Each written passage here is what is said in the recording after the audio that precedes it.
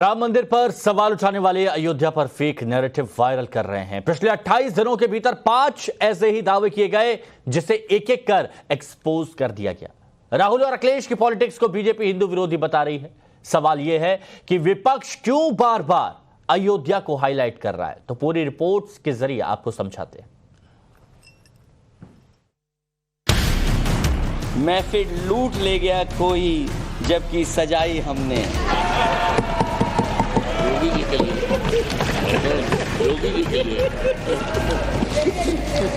अयोध्या की बात भाई मैं बता दूं, जहां के भगवान राम थे, राजा नहीं जो भगवान थे, ये हमारे वेदों में कहा गया, पुराणों में कहा गया है। अध्यक्ष महोदय, मैं फिर अयोध्या से शुरू करता हूं। सर नमस्कार। अयोध्या ने आपको मैसेज भेजा। अयोध्या पर पहला नैरेटिव, राम की नगरी ने बीजेपी को हरा दिया। अयोध्या पर दूसरा नैरेटिव, अयोध्या वासियों को मुआवजा नहीं दिया गया। अयोध्या पर तीसरा नैरेटिव, राम मंदिर के प्रति बीजेपी की आस्था कम हो गई। अयोध्या पर चौथा नैरेटिव, अयोध्या के राजा अवधेश पासी हैं, राम भगवान नहीं। और अयोध्या पर पांचवा नैरेटिव, राम मंदिर में भक्त गंदगी लेकर पहुंचते हैं।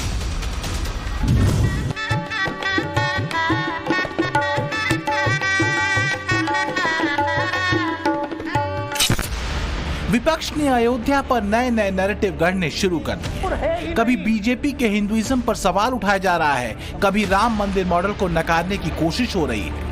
फैजाबाद से जीतने वाले अवधेश प्रसाद को भगवान राम के बरक्स खड़ा करने की कोशिश हो रही है, तो मोदी योगी को टारगेट भी किया जाए।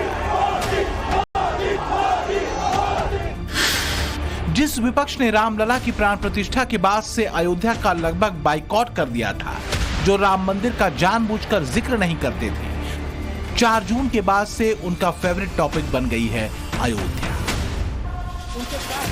और इसलिए पहले राहुल गांधी अवधेश प्रसाद से हाथ मिलाते हैं, नमस्कार। फिर अखिलेश यादव 3 मिनट तक नॉन स्टॉप अयोध्या का जिक्र करते हैं। अयोध्या की जीत भारत के परिपक्व मतदाता की लोकतांत्रिक समझ की जीत है,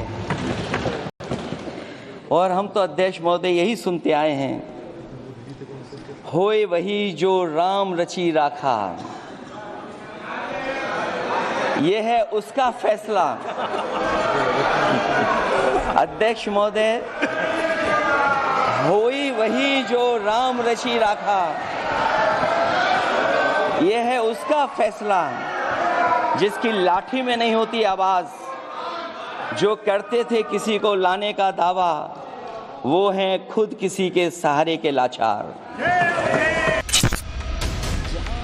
अखिलेश यादव के भाषण में बीजेपी पर हमला है और राम मंदिर पर तंज। राहुल गांधी अयोध्या की बात करते हैं तो बीजेपी को हराने की खुशी से ज्यादा दंभ नजर आता है। इसलिए सवाल है, क्या अयोध्या के बहाने बीजेपी के हिंदुत्व को चुनौती दी जा रही है, या फिर बार बार राम मंदिर पर सवाल उठाया जा रहा है? क्योंकि संसद में जय अवधेश की गूंज समाजवादी पार्टी के नेता लगा रहे हैं, और जब बात अयोध्या की आती है तो फिर हंस हंस कर बीजेपी का मखौल उड़ाया जा रहा है। फैजाबाद के सांसद अवधेश प्रसाद तो अयोध्या और राम मंदिर को गंदगी से जोड़ रहे हैं। इतनी गंदगी है कि लगता है सारी दुनिया की गंदगी अयोध्या में आ गई है। अब कैसे कैसे लोग दर्शन करने के लिए जाते हैं, प्रभु राम के मंदिर में जाएंगे तो सारी गंदगी को पैर से छप करके जाएंगे। इसमें कोई डाउट नहीं कि विपक्ष के लिए अयोध्या बीजेपी के हिंदुत्व के काउंटर करने की प्रयोगशाला बनी। इसलिए समाजवादी पार्टी के नेता संसद से लेकर सड़क तक राम मंदिर को मुद्दा बना रहे हैं। कैसरगंज से चुनाव लड़ने वाले समाजवादी पार्टी के भगत राम मिश्रा तो प्रभु श्री राम को भगवान ही मानने से इनकार करते हैं। अयोध्या की बात आज मैं बता दूं, जहां के भगवान राम थे, राजा नहीं जो भगवान थे, ये हमारे वेदों में कहा गया, पुराणों में कहा गया है। मैं ऑथेंटिक रूप से आपसे इस नाते कह रहा हूं क्योंकि मैं धर्म का जानकार हूं। जो भाजपा के लोग बैठे हैं वो धर्म के बारे में ABCD नहीं जानते। मैं 18 पुराण और चारों वेद का अध्ययन करने के बाद राजनीति में पदार्पण किया हूं, मैं बता दूं।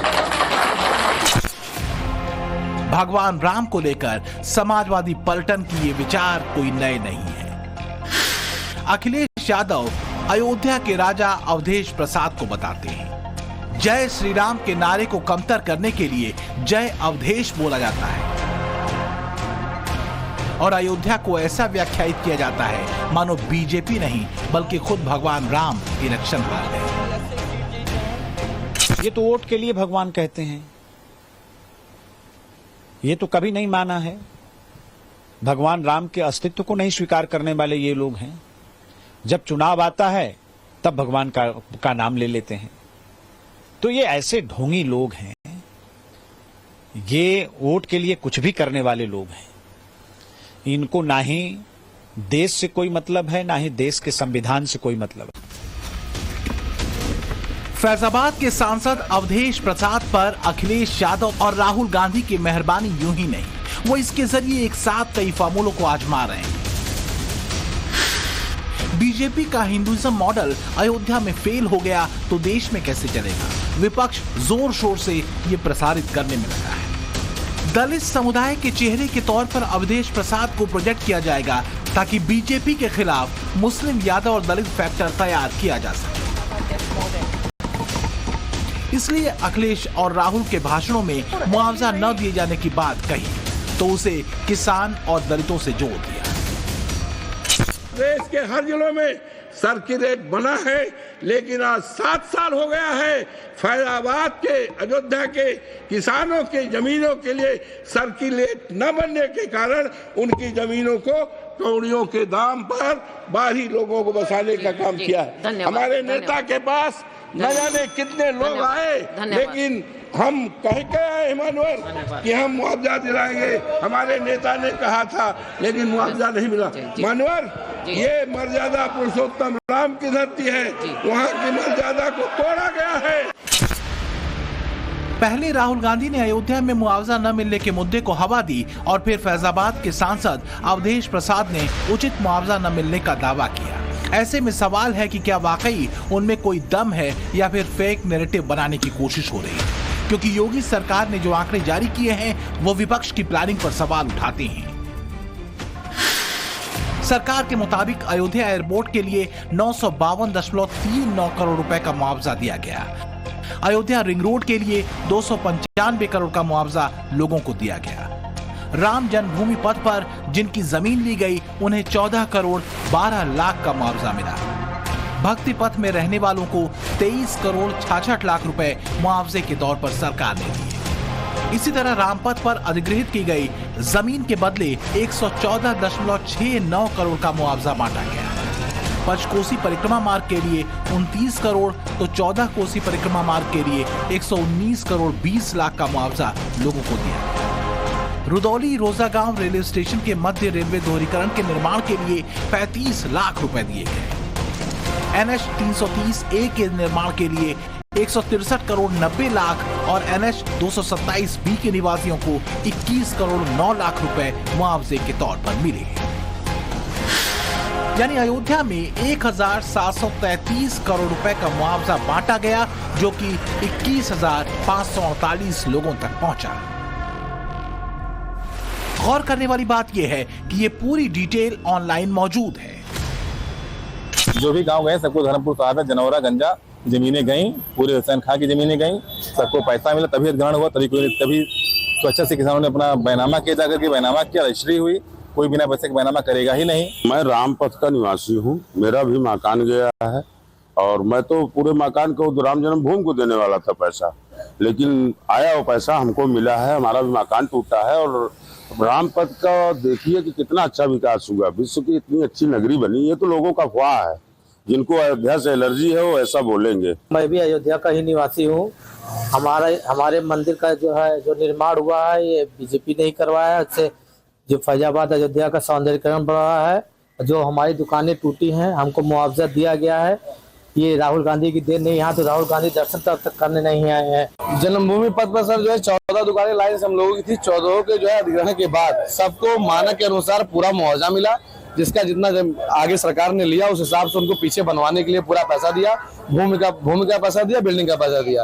और रही बात आरोप लगाने की सर, तो आरोप तो किसी में भी लग सकता है। जो आरोप लगा रहे हैं, अभी आज जो है 5 महीने हो गए जो है भगवान राम मंदिर का जो है उद्घाटन हुए, और 5 महीने के अंदर वो एक बार दर्शन करने तक नहीं आए। अयोध्या में मुआवजे का नैरेटिव योगी सरकार ने खारिज कर दिया तो नया दावा कर दिया गया, वो ये कि मंदिर पहुंचने वाले लोग बारिश की वजह से गंदगी लेकर पहुंच रहे हैं। जबकि सच ये है कि परिसर में एंट्री करने से पहले पैर धुलने की व्यवस्था की गई है। राम मंदिर प्रांगण में जूते चप्पल की मनाही है। बारिश की वजह से राम मंदिर ना तो गंदा हुआ है और ना ही गर्भगृह में पानी की बूंदें टपकी।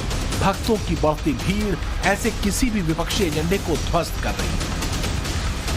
पहले अयोध्या में 10,000 लोग एवरेज डे में आते थे और वीकेंड में लगभग 25 से 30,000 लोग आते थे। आज के डेट में एवरेज डेज में, नॉर्मल डेज में लगभग 1 लाख लोग आ रहे हैं और 1.25 से 1.5 लाख लोग वीकेंड पे आ रहे हैं। त्योहारों की बात तो बिल्कुल अलग है।